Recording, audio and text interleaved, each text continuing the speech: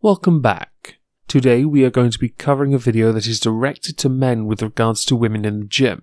Now to do this, and at the request of you, the viewer, I'm going to be using this piece of fan art. This particular piece was made for me by Christina Prime. Please check her channel out. The link to that is below along with her Twitter. Now before we get started, I have been sent another manly sandwich, so I thought we'd have a look to see how this delight was conjured up. This will be cooked open face, so we'll start with the bread, then some meat, and if it has some flavor patches on it, that's okay. It'll cook off. Add some cheese. One slice is okay. And next, we'll put it on some aluminum foil, and then we will go outside to mix up our flavor booster. And then don't forget to add your magnesium ribbon, like you do with all sandwiches. We'll take it out to our designated cooking area, add some last-minute garnish, and run.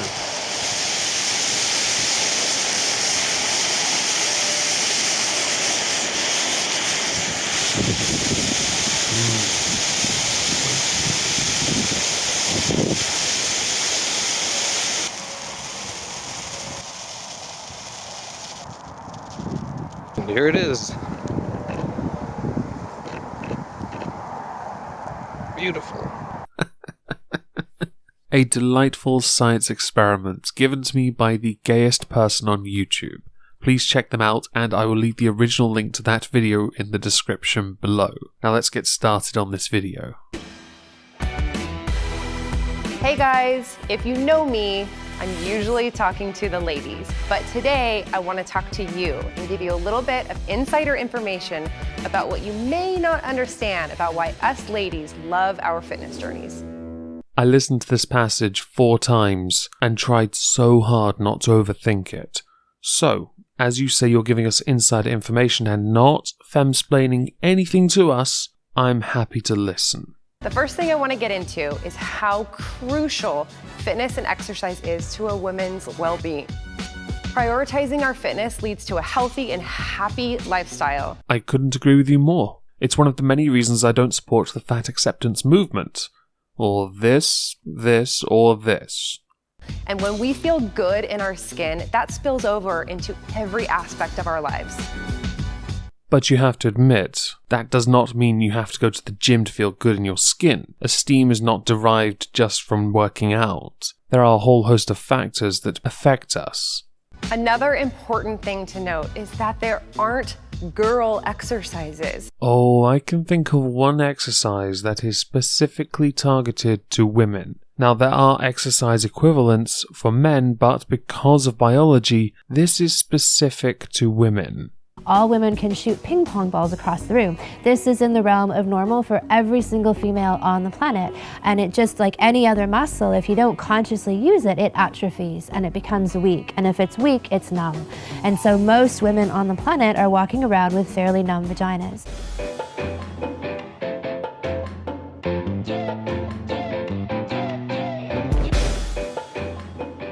No. Yeah, whatever. I can figure it out. I don't think it's going to go in, you guys. Oh, it was super easy.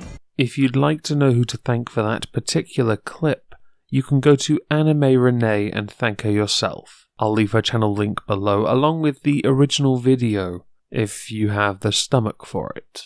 Since when is the pull-up and the deadlift and the squat a man exercise? I'm less interested in the perceived gendered exercises and more interested that it bothered you enough to point it out. So very quickly, let's have a look at each of the exercises you mention to see if they are in any way more beneficial to one gender than the other.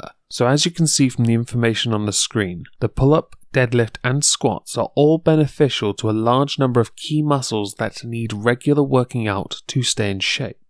As this is the case and none are particularly gendered, I would argue that the misogyny in the gym that you assert is isolated at best. Although I don't see many women deadlift. I'm sure you do. just not many in my local area. They mostly use the treadmill and then fuck off for a smoothie or two. Our bodies move and benefit exactly the same way from those exercises that you do. That is true. However, women do typically operate at a lower weight level. So enough with the pink rubber dumbbells on the opposite side of the weight room. We want to lift heavy and build muscle and feel good and have badass workouts just like you do.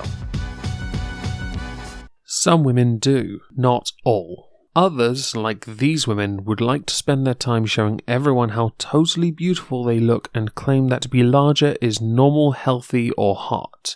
Okay, the last one is fetishized, so it's not all bad for these ladies.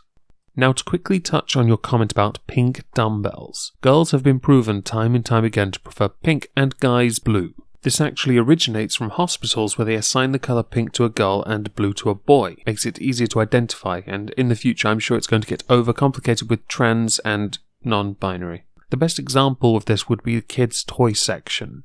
Men need to understand how much harder it is for a woman to achieve her ideal physique. I think someone's assuming that it's easy for men to get into shape or the ideal shape they would rather be. I would like to believe that for each individual person it's going to be hard because we are our own worst critics. We are dealing with hormones that you will never understand all month long.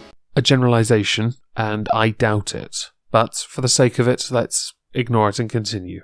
We can go from a complete goddess in the gym to loving the pump that we see in the mirror. And then the very next day, we're bloated, we're fat, we don't like the way our pants feel. I feel like while you are, and I'm going to say this now, femsplaining all of this to us, you're basically making an assumption that guys don't experience anything similar, which is the whole point that you're missing. It is why you've got so many negatives. Granted, you could argue, you will most likely argue, oh, troll, herpadepatrol. No. It's because you are basically womansplaining to men stuff they already know and making assumptions that guys don't experience anything similar. We don't have any energy, no motivation for the gym. Well, if you need motivation, you could always look at some of the earlier presented images. Those are the extremes of what happened when you don't go to the gym. Or in one particular case, you still go to the gym but somehow manage to eat so much more that going to the gym is rendered completely redundant. And then we're right back to feeling great the next day. Those ups and downs happen all month long for us. So the more support that we can get, the better. There is in the gym typically unwritten rules about helping people out, encouraging people, motivating people. It's universal in that regard. If you're in a gym where people treat you like crap, you're in the wrong gym. But just because they treat you like crap does not mean you're entitled to their support, regardless of their gender. They are there like you to work out. If they want to help you, then they will. If they want to support you, they will. They don't have to, and you shouldn't demand it or request it. The next thing I want to bring up is that you may not realize that our workouts have so much more purpose and depth than you may realize. As all the exercises mentioned earlier, the muscle ones especially, benefit both men and women, I'm very interested to see how you have exercises, you as a woman have exercises that are different to men or benefit you in a different way. Whether it's a personal mission of building strength and self-confidence in the gym. When you wrote the script for this, did you consider to look at some of the YouTube channels centered around exercising? As I actually subscribe to a few of them. One in particular would be Rich Piana. Not a great example, granted, but he is somebody that sets goals and targets, personal missions. You should have done the same. If you had, this video wouldn't come across as a very condescending piece of work.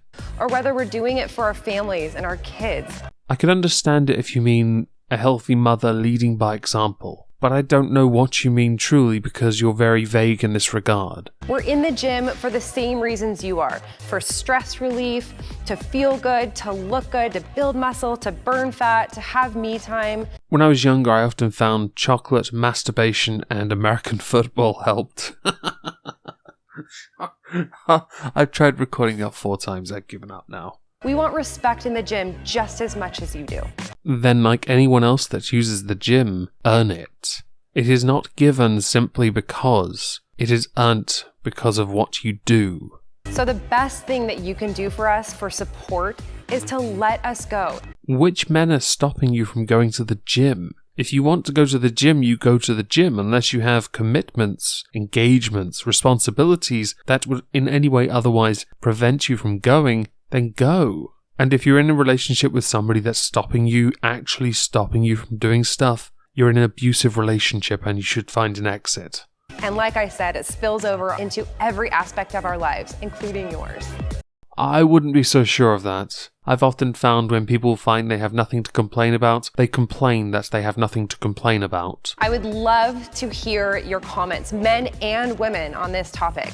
I did take the liberty of looking through the comments section before making this, and I don't really feel I can add anything to the comments section that could in any way offer you more advice with regards to not speaking in a condescending manner and making quite a number of generalizations about men not experiencing what you experience just because, gender. So go ahead and scroll down and leave your comments on the page below. I'd love to look through them, read them, and see how all of you deal with these common misconceptions.